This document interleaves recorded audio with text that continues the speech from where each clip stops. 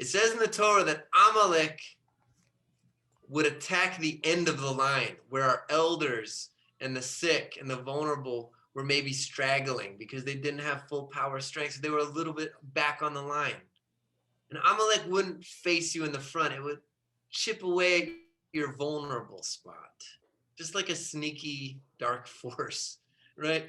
Like let's say you take on a new eating pattern or a habit or practice. I'm only going to eat organic. I'm only going to eat kosher. I'm only going to eat raw foods, whatever, juices. Amalek is that voice that's like, I don't know, it looks for that perfect entry point where it can get in where you're weak. Like it'll be like, well, you did so good. You exercised today and you're so tired. You probably should just, drink this Coca-Cola. It'll make you deserve it. It'll tell you deserve a Coca-Cola because you did a big workout. It finds like a weak spot and it goes in and attacks you're vulnerable.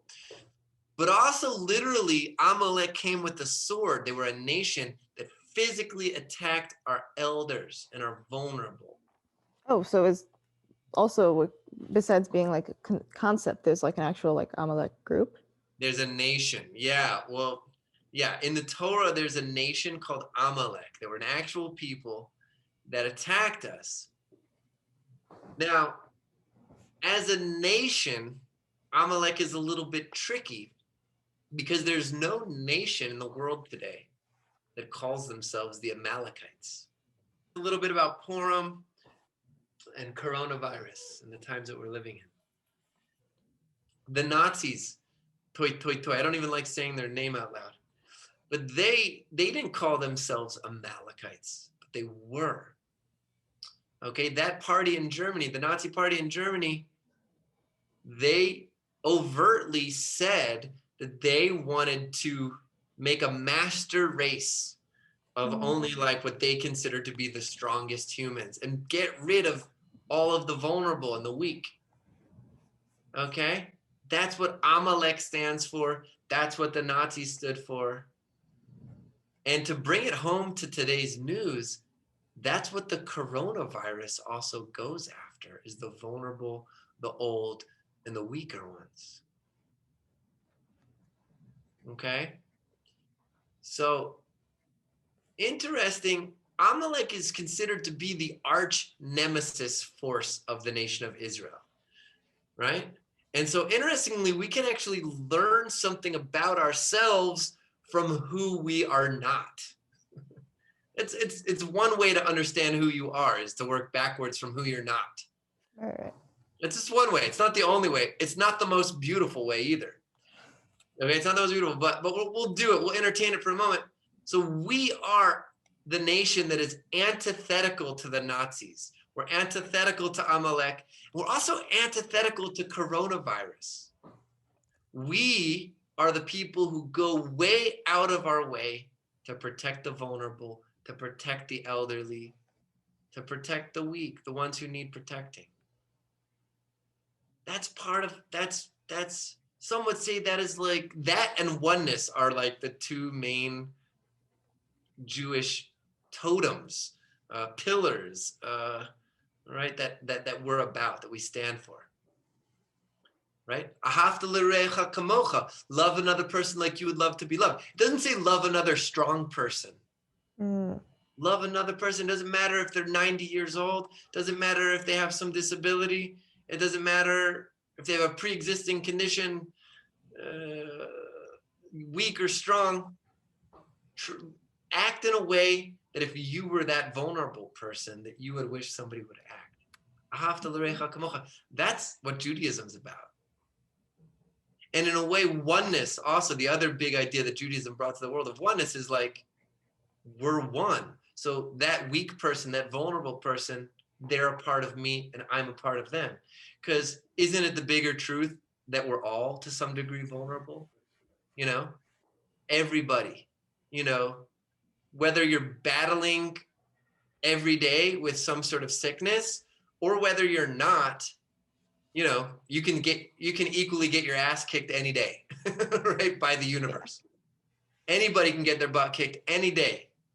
Meteors fall from the sky, earths quake, cars, God forbid, these are all God forbid stuff, but like nobody is not vulnerable. So that's the greater truth, is we're all one. We're all vulnerable.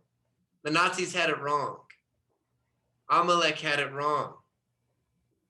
And then my thoughts about coronavirus is like, we are smart enough, wealthy enough, and scientifically advanced enough to actually protect our vulnerable from coronavirus today.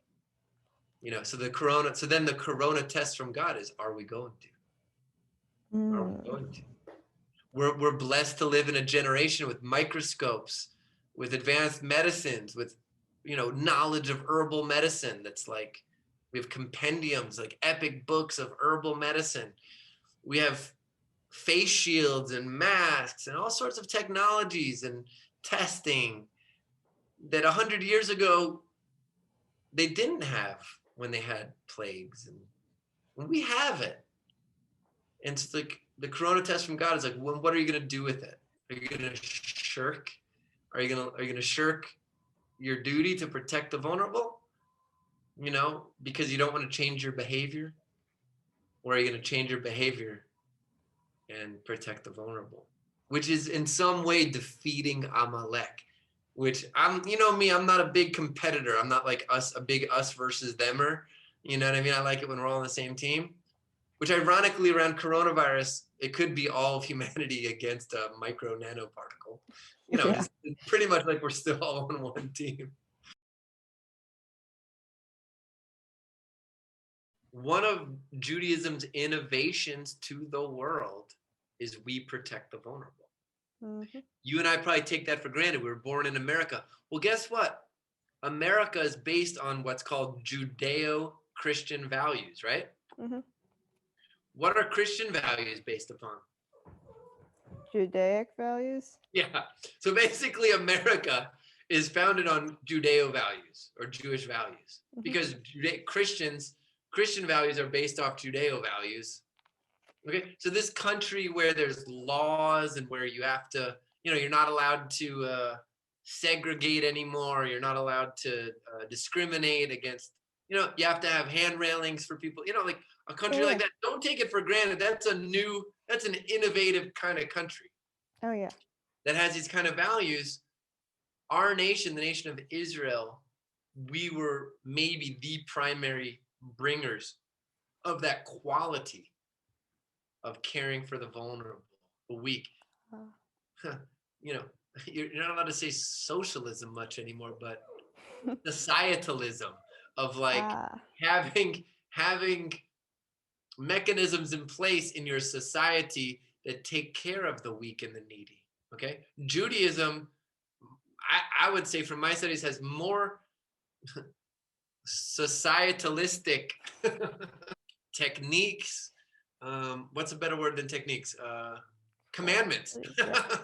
Societalism. Judaism has more societalistic commandments, prerogatives, maybe than any other nation in the world. I mean, every 49 years, every 50 years, there's land redistribution called the Jubilee. Land redistribution. That's radical. Right. Maybe one person accumulated a ton of land for 49 years, great. After 15 years is the Jubilee, land gets redistributed.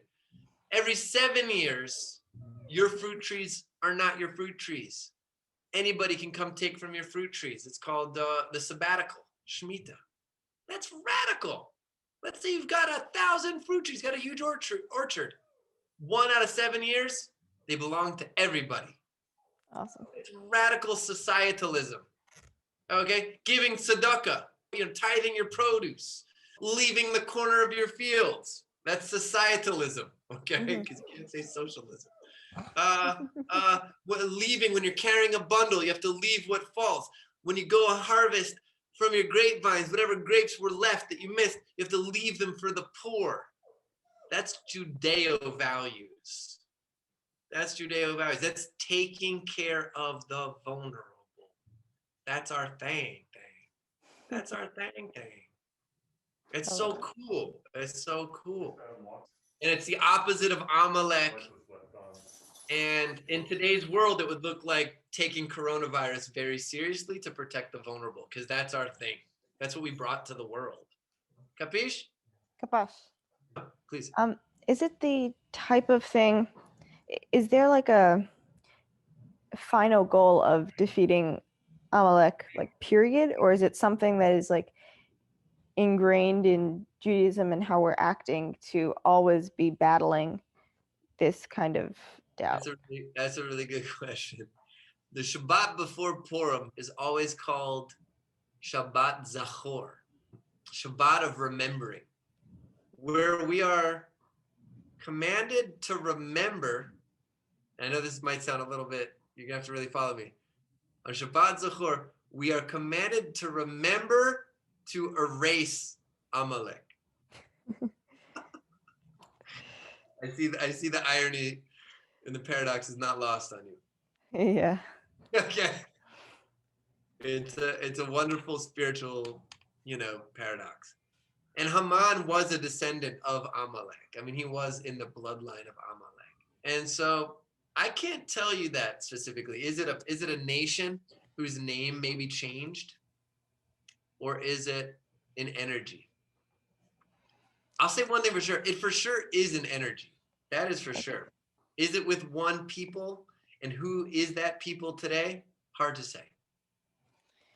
That's getting into shaky grounds. Yeah. Like, who is Amalek today? Like, which nation is the nation of Amalek today? That's dodgy ground that people can have opinions about. But one thing for sure is the force, the energy of Amalek. I would even go so far as to say the force that's anti the Jewish people, if you want to call that Amalek, and anti what we stand for. Moose, how strange is it that when the Nazis, in modern history, the most vile, disgusting, sick, demonic, vulgar, there's not words to describe how disgusting of a movement the Nazi movement was. But when the snakehead of this demonic darkness arose in the world, who did the snake come after? It came after a lot of different people, a lot. But who did they write books about? They came after the Jews.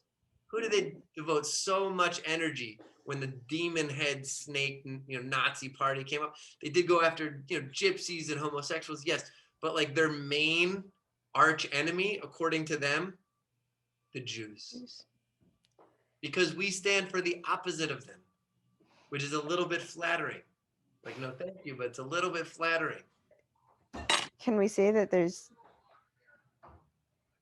that everyone has a certain level of like Amalekness in them without completely discounting an entire person for, they're born into a group and they are, you have to be a bad person because you were born Amalek. Yeah. But I always try to think they're redeeming values of everyone. Yeah, well, first of all, again, what's going to happen is we're going to jump back and forth between like the physical nation of Amalek and the energy of Amalek. So, right?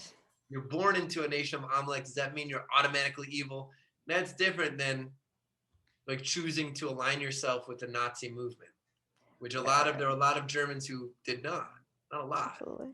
But there were some that did not. There were some Polish people who did not. So that's a little bit different. It's possible that you're right, that there's a redeeming quality to almost everything in the world, maybe except for this one thing. Maybe. Okay. Because in Judaism, it is really the one thing that there's not a lot of wiggle room for allowing it an inch of survivability.